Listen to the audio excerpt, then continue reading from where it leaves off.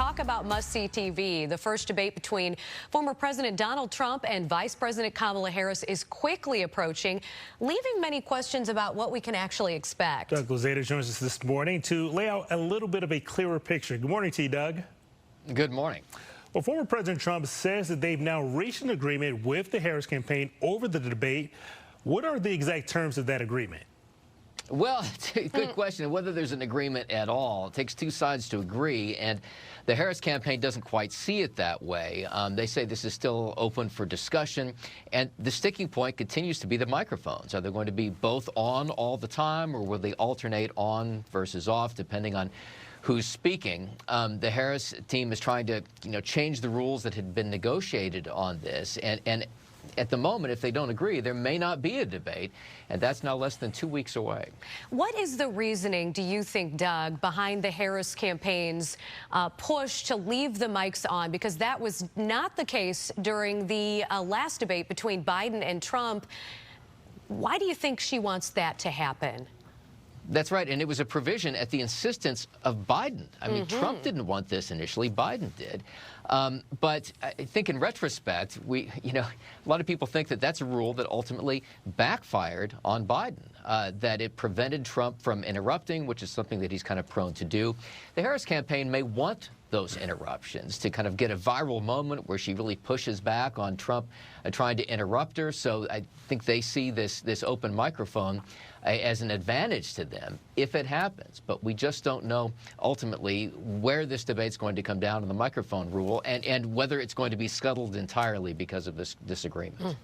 Now, one of the biggest criticisms of Harris so far has been she hadn't sat down with anybody to do a sit-down interview just yet. That's going to happen with CNN tomorrow. What do you think of her decision to be joined by her vice presidential hopeful for this interview? It's pretty extraordinary to be, and granted, this is a pretty new presidential campaign, but she's more than a month into this. No interviews, no press conferences. Now they have scheduled this interview with CNN to happen tomorrow. And as you mentioned, it's going to be a joint interview. Harris is going to be joined by Tim Walz. Why are they doing that?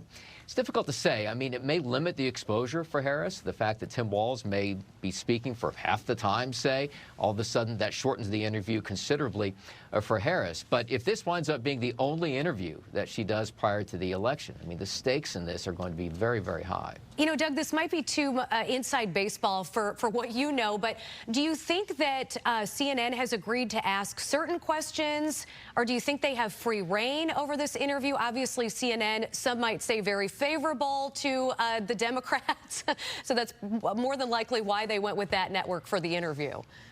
Well, and I get the question. Dana Bash, though, is a pretty respected journalist. I would be shocked if, in fact, there has been any submission of questions or agreement about what the subject matter would be for this debate. Now, you never know, but I would be really surprised if, in fact, there's been any coordination at that level. And now that she is actually giving this interview, what do you think this would mean in terms of how she's going to do in the polls? Because it seems like she's been rising, kind of coming out of the DNC. What impact do you think this interview will have on that? She's been rising. We have some new polls coming out relatively soon here, which may give us a better idea of the kind of, post-convention bounce that a candidate typically gets. And look, she had a very enthusiastic convention, as you know, in Chicago. And so she may enjoy another bounce in the polls. But, even though her trend line is very positive, this race is still extremely tight, not just nationally, but even in the swing states. Doug Luzader, live in Washington for us. Thank you, Doug. Thank you.